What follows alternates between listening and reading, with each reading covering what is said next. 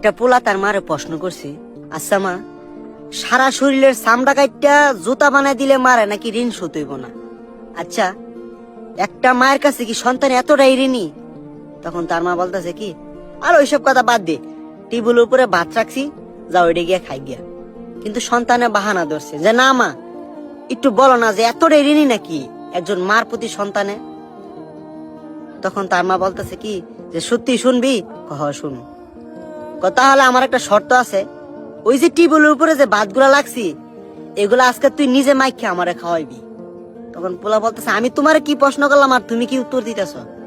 বলতেছে যা, ওই তোরা যেটা বলছি এটা কর, তাহলে তুই উত্তর পাওয়া যাবি। তখন বলতেছে কি সত্যি? কহ। তখন ওই ভাতগুলো আইন না পোলা মাইখা তার মার মুখের মধ্যে দিছে।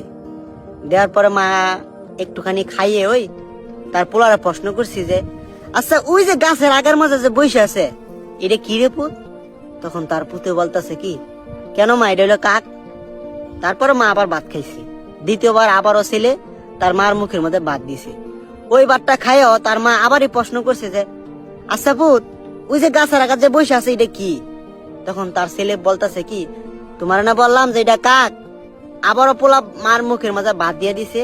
মা তৃতীয়বারের মতন ভাত মুখের মাঝে নিয়া আবারও তার ছেলের কাছে প্রশ্ন করছি, ওই যে গাছের আগার মধ্যে যে বসে আছে এটা কি রে পুত? তখন ছেলে কিছুটা বিরক্ত হইয়া বলতেছে কি, তোমার না বললাম যে এটা কাক। চতুর্থবারের মতন ছেলে আবারও মায়ের মুখের মাঝে ভাত দিছে। মা এই ভাতগুলা খাইয়া তার ছেলেরে বলতেছে যে আচ্ছা বাজান, ওই যে গাছের আগার মাঝে বসে আছে এটা কি রে? ছেলে ভাতের প্লেটটা নিচে রাখা তার মার একটা ধমক দিয়ে বলতেছে, তোমার না বলছি ওইটা কাক কাক, এতবার বলার লাগে? তখন তার মা ওই ভাতগুলা না খাইয়া তার সন্তানের কাছে বলতেছে, বাজান, তুই যখন আরেকটু ছোট ছিলি তোরে কুলের মাঝে নিয়ে ঠিক এই জায়গার মাঝেই আমি বৈশা বৈশা ভাত খাইতেছিলাম। তখন তুই আমারে বলতেছিস কি যে মা, ওই যে গাছের আঘাত বসে আছে এটা কি? তখন আমি বলছিলাম যে এটা কাক। এইভাবে একবার না, দুইবার না, তিনবার না, চারবার না, পাঁচবার না, তুই আমারে 20 থেকে 30 বার প্রশ্ন করছিলি। আমি একটু একটু ভাত খায়া খায়া তোর এই প্রশ্নের উত্তর দিছি। তখন একটু আমি বিরক্ত হই নাই, তোরা একটা ধমক দেই নাই বল। তখন আমি তোরা এটা বলি নাই যে আমি ভাত খাইতেছি, তোরা বলছি যে এটা কাক কাক, তুই কেন বারবার প্রশ্ন করতেছস? শুধু কিছুক্ষণের ভিতরে তোর এই প্রশ্নের উত্তর গুলা দিয়া আমি ভাত খাইছি। তুই আজকে মেলা বড় হইছস, নিজে নিজে ভাত খাইতে পারস, নিজে নিজে চলতে পারস, কিন্তু তোরে বড় করতে গিয়া আমার 4-5 বছর ঠিক এইভাবে আমি পরিশ্রম করছি।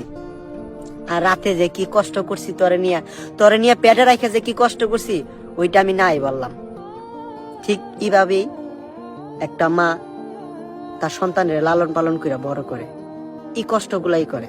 তখন ছেলের আর বুঝতে বাকি হয় নাই যে তার মা কি বুঝাইতেছে।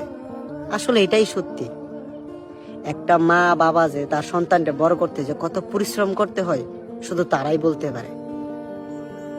আমি আপনাদের কাছে একটা রিকোয়েস্ট, কখনো মা বাবার মনে কষ্ট দিয়েন না, তাদেরকে কখনো কষ্ট দিয়েন না।